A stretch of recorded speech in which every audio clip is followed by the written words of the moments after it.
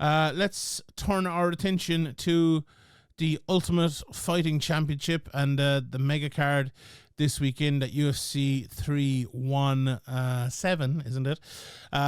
So the first bet, I'm going to go for the co-main event, the very overlooked co-main event of Alexandre Pantoja versus Kai Kara-France. I'm going to bet for that, the fight, to not go to a decision. So someone wins inside the distance at minus 125.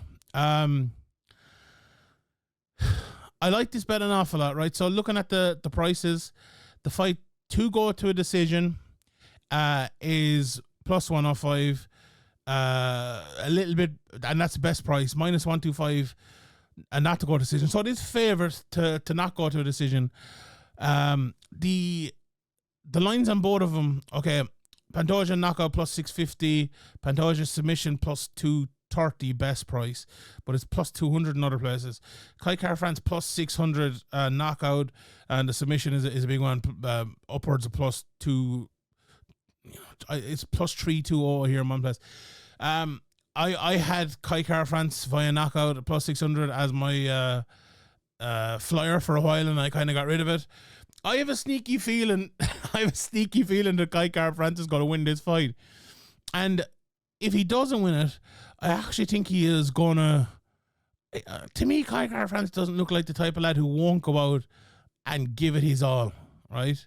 And what I mean by give it his all is like throw those shots. And I think if he goes out there and he throws those shots, he will either get the knockout or he'll get so tired that Pantoja will outlast him and maybe end up submitting him towards the end of the fight, or maybe the third, fourth round, maybe even earlier if something big happens where he blows his wad or something like that. I don't know why, but that's the type of fight I envision here. And there's probably no one who comes on and says it more than me in these podcasts and others about how different it is in title fights and 5-round fights, that people fight at a different cadence and fight at a different pace. But I don't know, I just have a feeling that this one is going to be a bit of madness, and Pantoja draws a bit of madness out of people. And I think Kai Kara-France, a guy who's had a lot of chances, I think he needs to take this one, I really do, and I think he will. The best way he fights, the best way for him to take his chances is by going out and throwing his hands, and I feel like he's going to do that. Do you know what? I kind of like the straight up price of plus 220 as well. I think there's some value in Kai Kara-France, but I'm kind of I'm backing out of it a little bit. I'm just going for the fight to be finished at plus minus 125. Right, we'll talk about the main event in a second, but the last bet of the week, the flyer of the week. Bit of a wild one, and it's a big flyer, and I'm going for it anyway. So it's plus let me just pull up here again, plus 1150, plus 11, so over 11-1. What would it be, 23-2, something like that? Is that correct? Yeah, I think that's correct. Beneil Dariush win by submission. Now you might say, Shawnee, Money Moicano, not the type of guy who gets submitted all that often. I'll say it to you, he got submitted in his last fight. And no, okay, that was his Makhachev, but he did get submitted. He's been submitted twice in his career. The last one was a good long time before that. It was to Brian Ortega back in the day. But you look at Brian Ortega, not too dissimilar as a fighter to old Beneil. Like Beneil, 8 submissions in his career. He hasn't had one again in a while, but I think this is the sort of fight where, like, Moicano will be trying to control this fight in the feet, and he'll be trying to look for a takedown. Like, Moicano has become more of a wrestler in the last few years than I think anyone would have thought, or anyone actually gives him the analysis of being that, right? And I think taking Dariush to the ground is a dangerous game to play. Like, Beneil Dariush is really, really good on the ground. Like, the biggest issue for Beneil Dariush is a guy who can hit really, really hard and who can't be taken down and won't take the fight to the ground. And Moicano has only 2 wins via knockout in his career. He's not a big puncher. And I think that makes this easier for Beneil Dariush to play his game. Beneil can hit very hard. It's also the type of fight I could see Beneil hitting him hard, knocking him down, jumping on the back and choking him out. I don't know. Like, I kind of, maybe I overrate Beneil a little bit, but I have an awful soft spot for him. I just think he's a I think he's a good fighter. And the price is relatively close here. Best price plus 136, minus 115 for Moicano. Like, there are some places where Dariush is actually minus money here, which, again, I think that's right, but I'm a little bit surprised by it. Maybe I shouldn't be. But, yeah, I like the submission here. I think Moicano could end up trying to take him down. Dariush could end up winning a scramble, taking him the back and choking him out. Dariush is excellent on the ground, like really, really good on the ground. And again, he hasn't shown it in a while, but you know, he has some good submissions over some good guys down through the years. And you know, I feel like he's due one. I feel like there's one coming, and will Saturday night be the night where he gets that submission? I suppose there's only one way to find out, and we can tune in and do it. Right, so those are the top 5 bets. Let's talk about the main event: Charles Oliveira, Ilia Topuria. Best price minus 425 for Topuria, plus 360 for Oliveira. The farther this week goes, or the closer the fight gets, there's a lot of people saying to me, lads, what's Oliveira doing at that price? Like, you know, and Oliveira started out at plus 220. That was a while back now, but up until the start of June, he was still plus 280-ish. That's a pretty big jump there in the last couple of weeks. And I don't know, like I do favour Topuria massively. I do think he will win the fight, but I don't know, that price is a little bit tempting. Like the size, like someone pointed out to me the other day, Topuria is a pretty small featherweight, and or a small featherweight, but a tiny lightweight. I'm like, I think that's correct.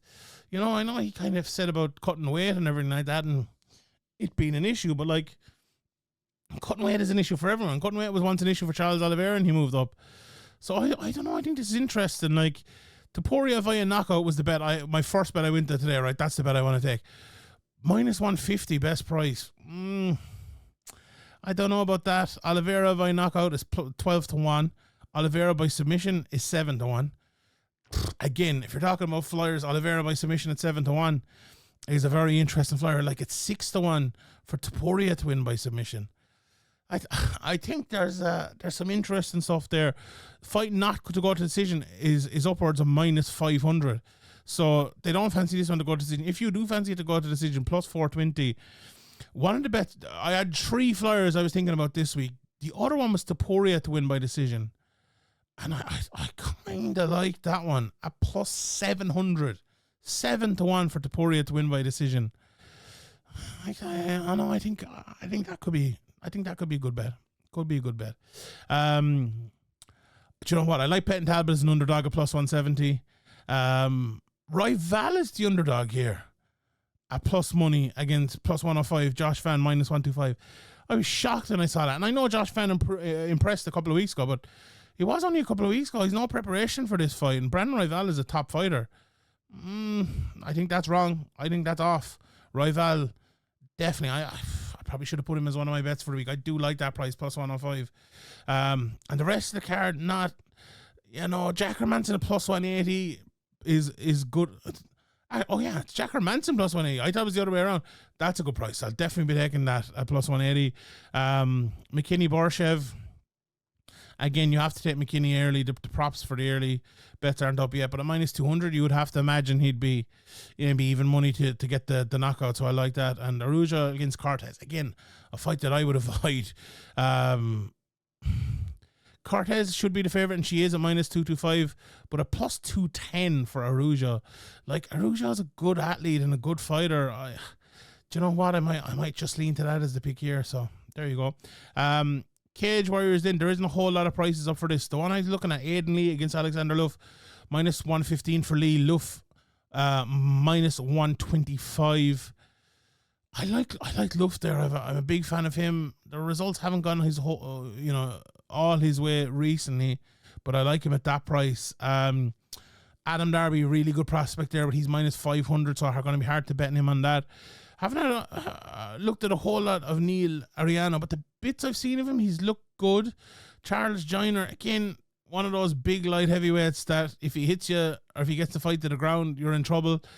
At plus 140, I don't know, is it worth taking the chance? So those are the prices that are up so far in Cage Warriors. And in an Oktagon, I like the Beneil and Zamagulov fight here, but Zamagulov is just too big of a price, minus 400. I do think he'll win it. Richie Smullen, watch a bit of his opponent, a good fighter, but I fancy Richie in that one, but he's wrestling and he's jiu-jitsu. Good price as well, minus 110. You might be able to get him around even when his opponent's actually the favourite in that fight.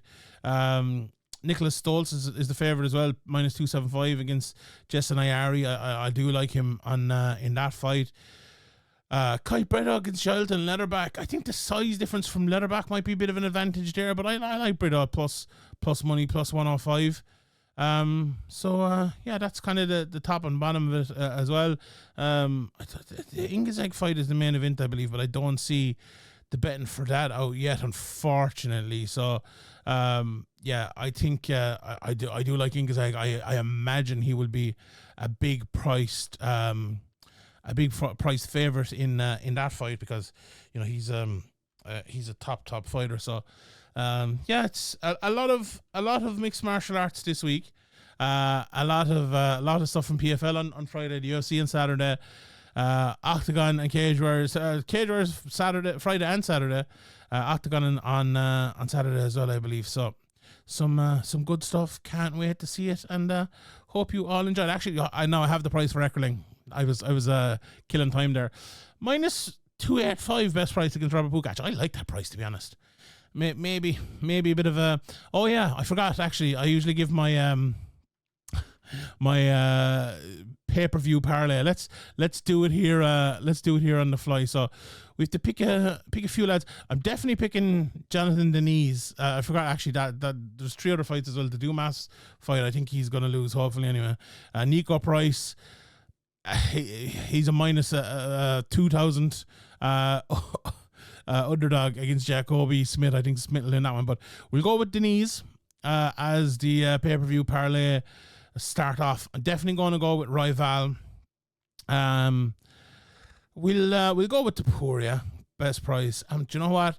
I'm going to go a bit crazy here. I'm going to go try in Kaikara France. That's plus 1,034. So Deniz, Rival, Tapuria, and Cara France. All right, everyone, that is it from me. Thank you very much for tuning in.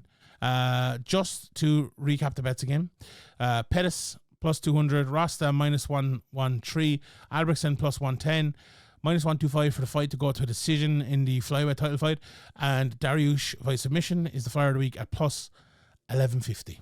All right, everyone, thank you very much for tuning in.